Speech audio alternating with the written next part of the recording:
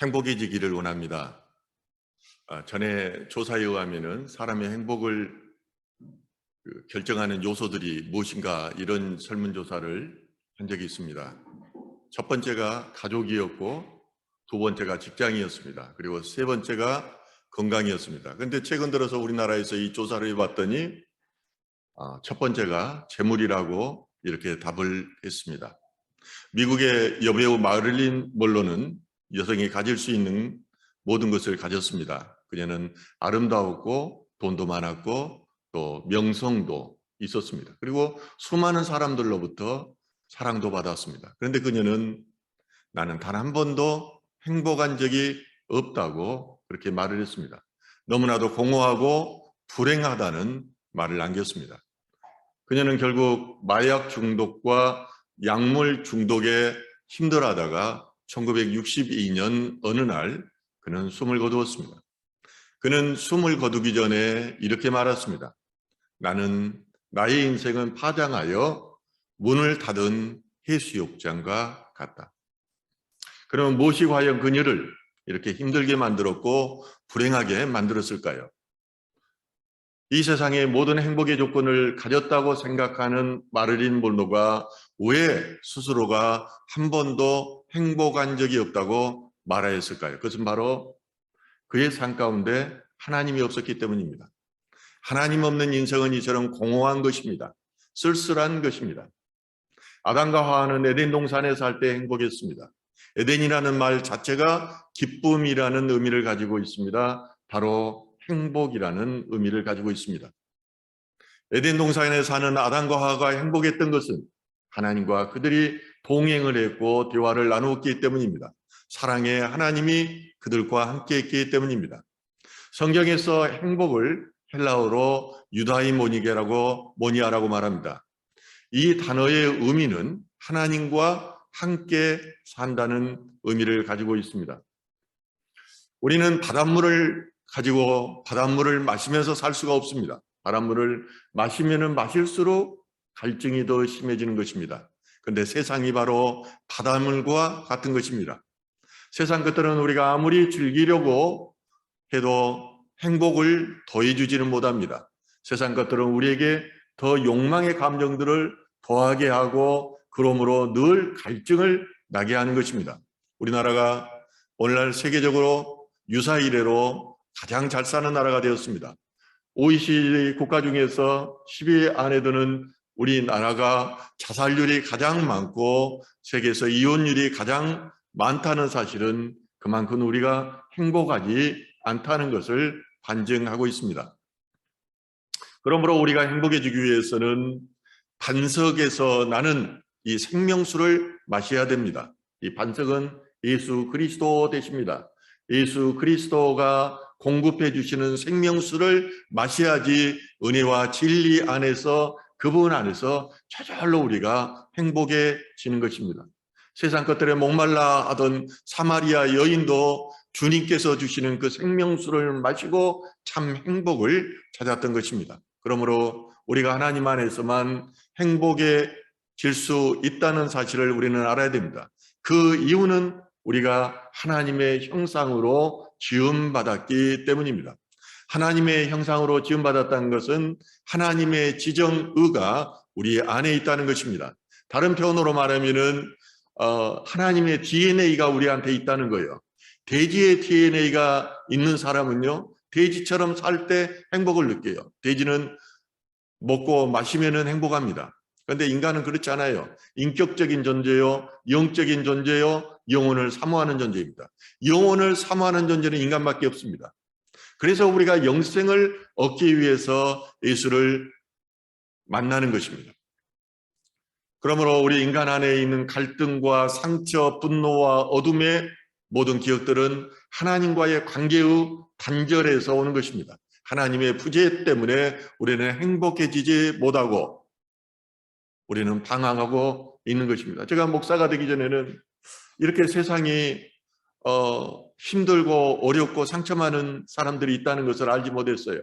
어제는 보보동반에서 대학원 모임이 있어서 그 자리에 나가서 그 말을 했더니 앞에 있는 분이 저한테 그래요. 그때는 관심이 그들에게 있지 않았기 때문입니다. 그렇습니다. 저는 그들에게 관심을 갖지 않아도 사는데 충분히 행복했고 즐거웠어요. 그런데 목사가 돼서 관심을 세상 가운데서가 아니라 사람의 초점을 받으니까 얼마나 인간이 불행한 존재인가를 알게 됐어요. 그러면은 하나님과의 단절 속에서 힘들어하는 우리가 참 기쁨과 행복을 누릴 수 있는 방법이 무엇일까요? 그것은 하나님 안으로 들어가는 것입니다. 하나님 안으로 들어가는 첫 번째가 예배입니다. 예배 안에 찬양이 있습니다. 그리고 말씀이 있습니다. 기도가 다 있기 때문입니다. 좀 예배로 변화되면서 이런 상황을 앞두고 예수님께서는 너희가 비둘기처럼 순결하고 뱀처럼 지혜로우라고 하셨던 것은 뭘 말할까? 너희들이 예수 그리스도의 본질을 잊어버리지 않되 그 상황 가운데서 지혜롭게 행동하라는 말로 저에게는 들려옵니다. 그래서 우리가 이 코로나 상황 가운데서도 적절하게 집에서 예배를 드리면서 찬양을 부리지 않으면 예배가 아무런 감동도 없습니다. 예배에 참여하는 것이 아닙니다. 하늘문도 열리지가 않습니다. 하나님의 음성도 들리지를 않는 것이에요. 오늘 본문에는 예배에 성공한 사람과 예배에 실패한 두 사람이 소개되고 있습니다. 한 사람은 여러분들이 너무나 잘 알고 있는 가인입니다. 한 사람은 아벨입니다. 아담과 하와는 가인을 낳고 나서 뭐라고 오늘 1절에 말합니까? 내가 여호와로 인하여 말미암아 등남하였다고 말합니다. 이 뜻이 무엇일까요? 이미 이 말씀을 하기 전에 아담과 하와는 하나님의 음성을 들었어요. 여인의 후손으로 날 자에게 구속주가 날 것이다. 사단의 머리를 박살내버릴 것이다. 이 말을 들었어요. 그리고 나서 아들을 낳았어요. 이 아들을 낳을 때 무슨 생각이 났겠어요? 하나님의 말씀이 생각나는 겁니다. 아, 가인이 하나님께서 말씀하신 그 아들이구나.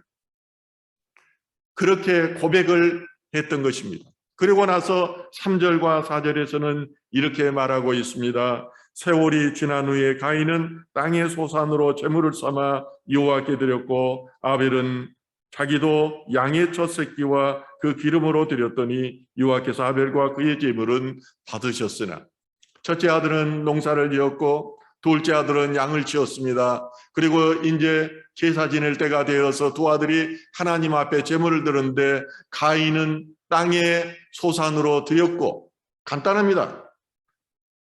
어떤 수식어가 없습니다. 땅의 소산으로 드렸고 드렸다는데 관점이 있어요. 초점이 있어요. 그런데 아벨은 보십시오. 양의 첫 새끼와 그 기름으로 드렸다.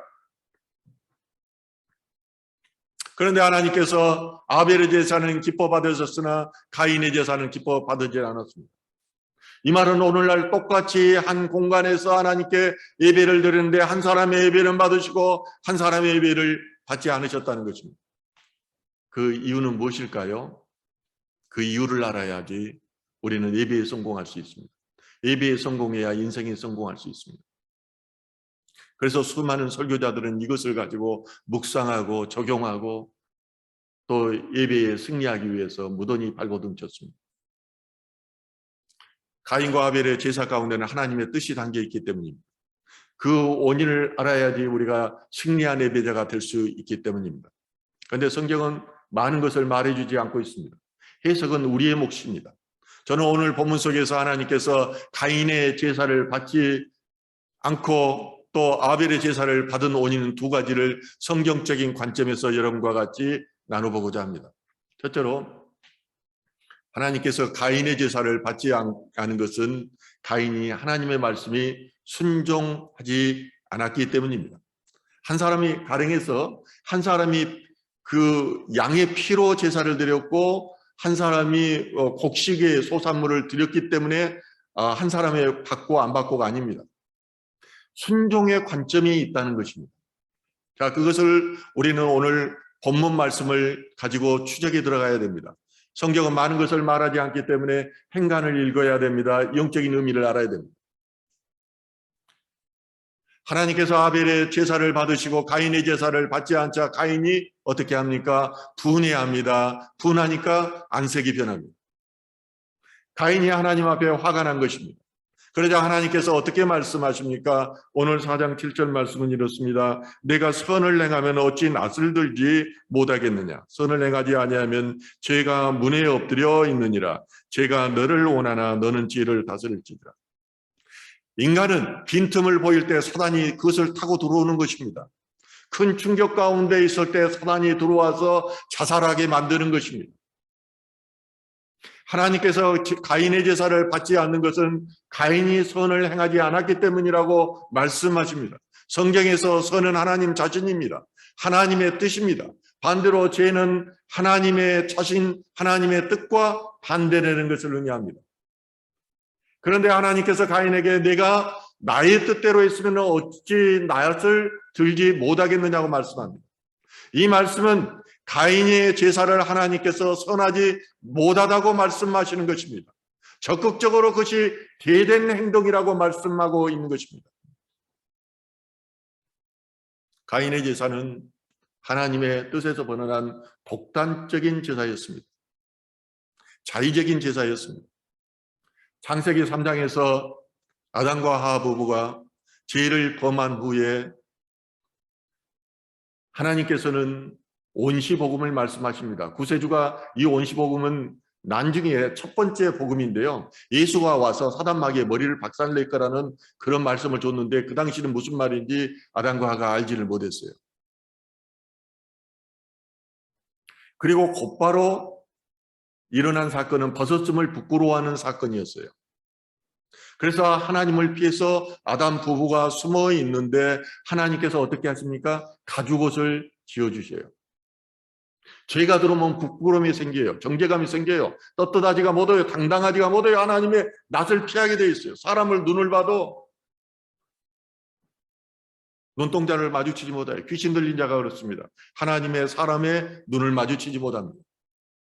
그런데 가죽옷을 입었다는 것은 짐승을 잡았다는 것을 의미해요. 짐승을 잡았다는 것은 피 흘림을 의미해요. 피를 흘려서 가죽을 벗겨서 그를 옷 입혀 주셨어요. 그리고 아담 부부가 하나님 앞에 다시 서게 되는 것입니다. 그런데 재미있는 것은 이 짐승의 피 또한 예수 그리스도라는 거예요. 예수님은 성경이 자신에 대해서, 성경은 구약을 말합니다. 구약이 자신에 대해서 다 말하고 있다고 이렇게 말씀하시는 것입니다. 따라서 하나님께서 가죽옷을 입혔다는 것은 피의 제사에 대해서 가르쳐 주셨다는 것이요. 너희가 불순종하여서 타락하였지만은 피의 제사를 드림으로 앞으로 국률과 자비 안으로 들어갈 것이다. 칼빈도 이 부분에 대해서는 저와 견해를 같이 합니다. 하나님께서는 분명히 제사의 의미와 방법을 아담에게 가르쳐 주셨고 아담은 그것을 두 아들에게 가르쳐 주셨을 것이다. 그리고 나서 이 장면이 나오고 나서 제사의 제도가 처음으로 나오는 것입니다. 아담 부부는 가인과 아벨을 낳고 그들이 제사를 드릴 때가 되었을 때 하나님께서 명령하신 피의 제사에 대해서 가르쳐 주었을 것입니다. 왜냐하면 이스라엘의 풍속은 그렇습니다.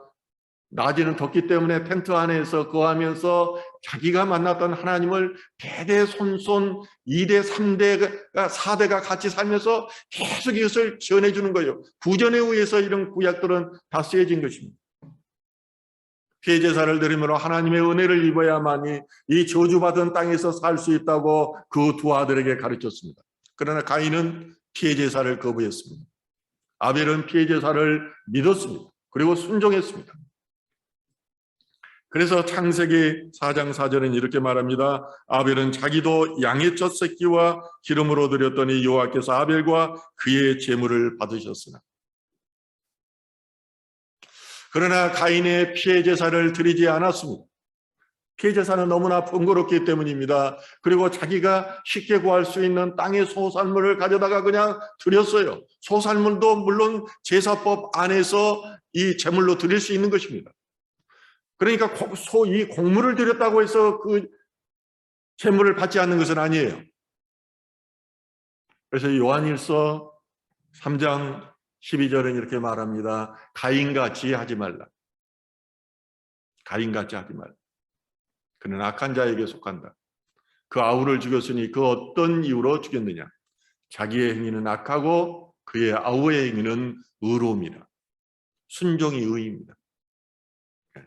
그러니까 순종하지 못한 사람은 순종하는 것을 시기하는 거예요. 제가 여러분 앞에 하나님의 비밀을 다 말할 수 없는 것도 제가 때가 되지 않았을 때 말했을 때는 시기하고 공격받는 거, 내가 공격을 두려워하는 것은 아니에요. 그렇지만은 비밀을 다 말하지 않을 때가 많습니다. 가인이 그의 부모들처럼 하나님의 말씀인 피의 제사를 드리지 않고 불순종한 것을 악하다고 하나님은 말씀합니다. 아벨은 구세주로 오실 예수 그리스도를 그는 믿었습니다. 그리고 피의 제사를 드렸는데 그게 의로운 것이었습니다. 아브라함 또한 그랬습니다. 믿음으로 그 오실 예수 그리스도를 바라보면서 멜기세덱에게 11조를 드렸습니다. 다윗 또한 그랬습니다. 성령의 감동으로 자기의 후손으로 오실 예수 그리스도를 바라보면서 그를 주라고 이야기했습니다. 피의 제사를 드리라는 부모의 가르침은 바로 하나님의 말씀이었습니다. 부모의 말씀에 순종하는 것은 하나님의 말씀에 순종하는 것입니다. 십계명에서 인간과의 관계에 있어서 제일 먼저 주장하는 것이 부모를 공경하라는 것입니다. 이처럼 아벨은 하나님의 말씀에 순종하여 피의 제사를 드렸고 가인은 하나님의 말씀에 불순종하여 땅의 소살물로 그것을 드렸습니다. 오늘날도 마찬가지입니다. 하나님의 말씀에 순종하여 드리는 예배, 이것이 바로 믿음 안에 드리는 예배인 것입니다. 이런 예배를 드려야 되는 것입니다. 오늘날 문제는 예배 가운데 양념이 쪄져서, 조미료가 쪄져서 사람들의 듣기 좋은 것, 솔깃한 것, 이런 것에 취해 있습니다. 사탄의 말씀과 하나님의 말씀이 뒤섞여 있어요.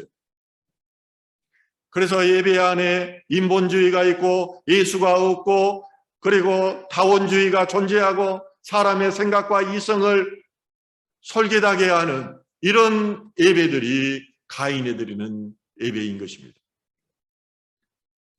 그러나 세상 신인 만몬을 숭배하는 예배는 하나님께서 기뻐하지 않으십니다. 그것을 우리는 분명히 알아야 됩니다. 믿음으로 순종으로 나아가는 예배, 오직 예수 그리스도만이 중심이 되는 그 예배를 회복해야 합니다. 둘째로 하나님께서 가인의 제사를 받지 않는 것은 가인이 감사하는 마음이 없이 적당히 예배를 드렸기 때문입니다. 죄를 지은 아담의 후손들이 하나님 앞에 드리는 제사는 죄로 인해서 죽을 수밖에 없는 자신의 모습을 보면서 회개해야 하는 것입니다. 그러므로 영원한 속죄를 주실 예수 그리스도를 바라보면서 그 감사가 예배 가운데 넘쳐나야 되는 것입니다. 아벨은 실제로 믿음 안에서 이런 제사를 드렸습니다. 아벨은 양의 첫 새끼와 그 기름으로 제사를 드렸다고 성경은 기록하고 있는데 가인은 땅의 소산으로 그냥 제사를 드렸습니다. 어쩌면 농사를 짓는 가인이 땅에서 나는 그런 열매를 갖다가 하나님 앞에 드린 것은 당연한 일인지도 모릅니다. 양떼를 지키는 그 아벨이 양의 것으로 하나님 앞에 드리는 것은 아주 자연스러운 일이었을 것입니다. 그런데 두 사람은 제물 중에서 하나님께서 한 사람의 제물을 받으셨다고 말합니다. 아마 불로 그 제물을 태웠을 것입니다. 징표가 나타났을 것입니다. 이 말은 무엇을 말하냐면은 눈여겨보았다는 것입니다. 이 제물에 대해서 제물을 받았다는 것은 하나님께서 이 제물을 눈여겨보았다는 것입니다. 여러분들도 신앙생활 가운데서 하나님의 주목의 대상이 되어야 됩니다. 하나님께서 명령하시는데 안기로들로 안기로 흘러버리고 간다고 해놓고 가지 않고 자기 인생이에요. 그렇지만 하나님은 어떤 사람은 눈여겨보시고 어떤 사람은 방기해버립니다. 하나님께서 눈여겨봤다는 것은 재물만 눈여겨본 게 아닙니다. 이 예물을 드린 그 사람도 눈여겨보신 것입니다. 아벨을 눈여겨보았다는 것입니다. 특히 동생 아벨이 먼저 나오는 것은 하나님께서는 그 아벨의 재물보다도 그 인간 자체를 보았음을 의미합니다. 이처럼 하나님께서 아벨의 제물에 관심을 보인 것은 그가 피해 제사로 드렸기 때문이 아닙니다. 아벨은 양떼 중에서 첫 새끼들을 하나님 앞에 드렸다고 말합니다. 이것은 가장 좋은 것을 드렸다는 것을 의미합니다.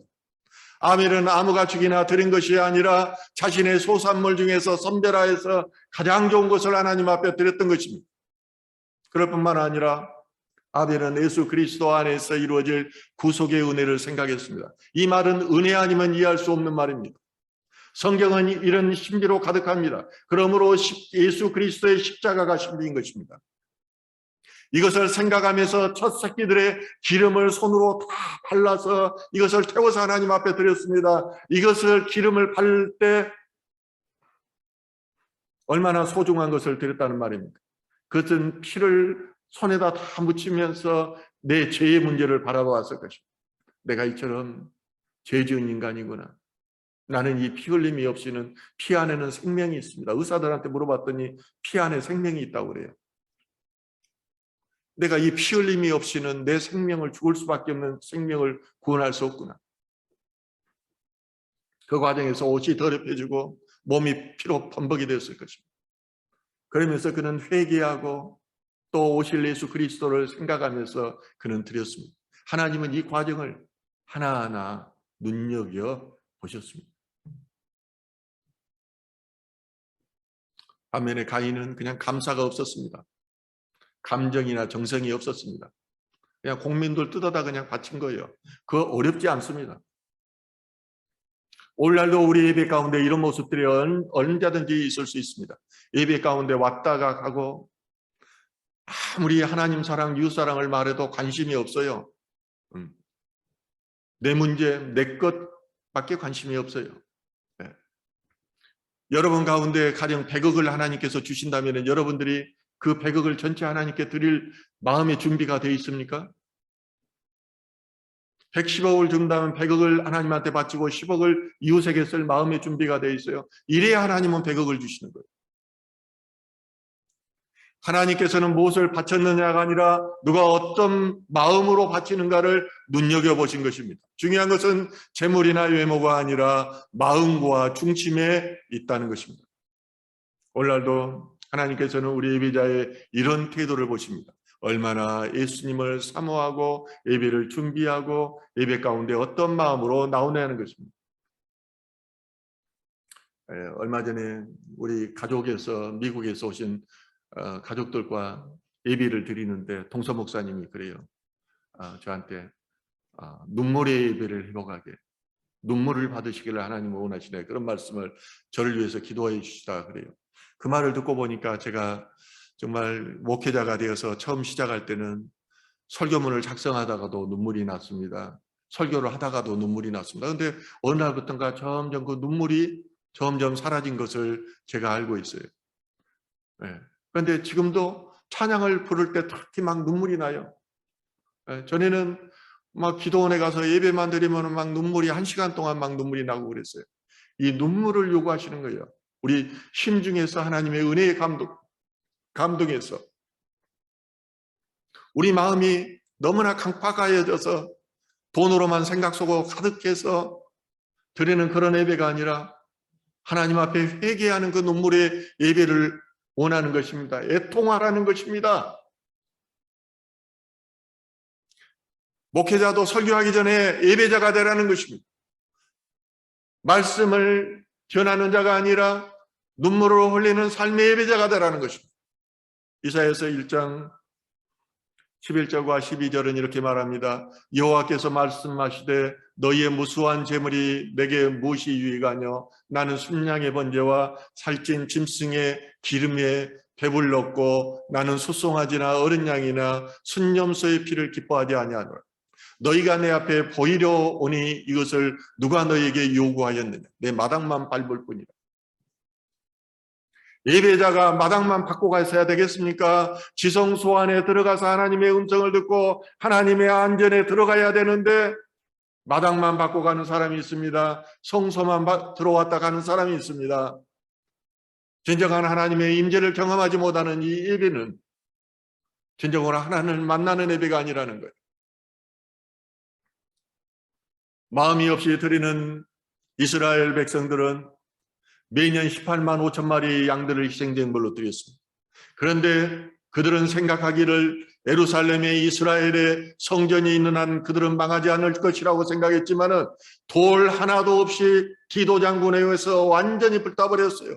성전의 금을 녹여서 이 돌 틈 사이로 흘러넘치자 이것을 금을 캐내기 위해서 돌마저도 다 드러나 버린 거예요. 예수님께서 예언하고 말씀하신 것이 그대로 이루어진 것입니다. 하나님은 영이기 때문에 형식을 보지 않습니다. 영과 진리로 드리는 그 마음을 보시는 것입니다. 우리의 마음이 온전히 하나님을 바라보고 온전히 하나님을 의지하는지를 보는 것입니다. 아벨과 가인의 제사의 차이는 믿음의 여부에 있었습니다. 아벨과 가세의 믿음에 대해서 히브리서 11장 4절은 이렇게 말합니다. 믿음으로 아벨은 가인보다 더 나은 제사를 하나님께 드림으로 의로운 자라 하시는 증거를 얻었으니 하나님이 그 예물에 대하여 증언하십니다. 그가 죽었으나 그 믿음으로써 지금도 말하니라. 아벨은 피의 제사를 드림으로 순종의 제사를 드림으로 의롭다 하심을 얻었습니다. 하나님 앞에서 의롭다 하심을 입었다는 것은 의로우신 하나님의 자녀가 되었음을 의미합니다. 하나님 나라를 소유하게 된 것입니다. 아벨은 그가 드린 감사와 제사를 통해서 의롭다 하심을 얻었다는 것은 하나님께서 그 마음의 중심을 살폈다는 것입니다. 마가복음 12장 41절과 44절에 보면은 예수님께서 성전에 있는 여인의 뜰에 앉아 계시는 장면이 나옵니다. 이곳에 바로 여인의 뜰 앞에는 헌금함이 있었습니다. 돈 많은 사람들, 가난한 사람들이 지나가면서 헌금함에 이 헌금을 합니다. 예수님을 유심히 그 장면들을 지켜봤어요. 예수님이 그들을 볼 때 누가 돈을 많이 헌금하는가, 누가 정말로 정성도 이렇게 헌금하는가, 이런 걸 보려고 했을까요? 그런데 그 중에서 많은 사람들의 헌금하는 모습을 보면서 한 사람 앞에만 예수님을 주목합니다. 그 사람은 바로 여인이었습니다. 가난한 여인이었습니다. 과부였습니다. 왜 이스라엘에서 과부를 너희가 섬기라고 하는지 압니까? 과부는 도와주지 않으면 살 수가 없어요. 어떤 도움도 받을 수 없는 사람이 과부예요. 그런데 이 과부가 두 렙도를 헌금하는 것입니다. 한 데나리온이 하루 품삯입니다. 렙도는 64분의 1 데나리온입니다. 성경 당국에 하루치 떡을 사 먹도록 가난한 사람들에게 준 돈이 렙돈입니다. 가령해서 이 여인이 먹을 것을 위해서 남기려고 했다면 한 렙돈만 바치고 한 렙돈은 보관해 두었을 것입니다. 그런데 이 여인은 그렇게 하지 않았습니다. 자신이 가진 것 전부인 두 렙돈을 하나님 앞에 드렸습니다. 예수님께서 제자를 불러다가 이렇게 말씀하십니다. 내가 진실로 너희에게 이르노니 이 가난한 가부는 헌금함에 넣는 모든 사람보다 많이 넣는다. 여러분, 저는 헌금을 강조합니다. 그런데 헌금이 필요한 건 아닙니다. 어폐가 좀 있죠. 사람이 돈은 필요합니다. 하나님도 돈 필요하지 않아요. 하나님이 우주 만물이 다 자기 것이고 광대하신 하나님이 무슨 돈이 필요하겠습니까? 그런데 뭘 말하냐면은 헌금을 드리자고 말하는 것은 물질을 부인함으로 하나님 사랑을 드리자는 것을 저는 늘 말하는 것입니다. 우리의 중심을 드리자는 것입니다. 세상 사람들이 그렇게 갖고 싶고 행복의 중심이 된 것을 부인함으로 하나님을 떠난 그 인간이 재물을 부인함으로 하나님과 더 가까워짐으로 하나님의 복을 받자고 나는 강조하는 것입니다. 예수님께서 예배 가운데 있을 때 하나님을 기쁘시게 하는 예배가 될 것인지 사람을 기쁘시게 하는 예배가 될 것인지를 결정하자는 것입니다. 예수님, 하나님을 기쁘시게 하는 예배는 예수 그리스도가 드러나야 됩니다. 예수 그리스도가 중심이 돼야 됩니다. 그리고 예수 그리스도의 구속의 은혜, 구속은 내 죄를 사해 준 그 은혜거든요. 이 은혜가 넘쳐나는 예배여야 됩니다. 이것이 바로 영과 진리로 드리는 예배입니다. 사랑하는 성도 여러분, 예배에 성공해야 우리는 인생에 성공할 수 있습니다.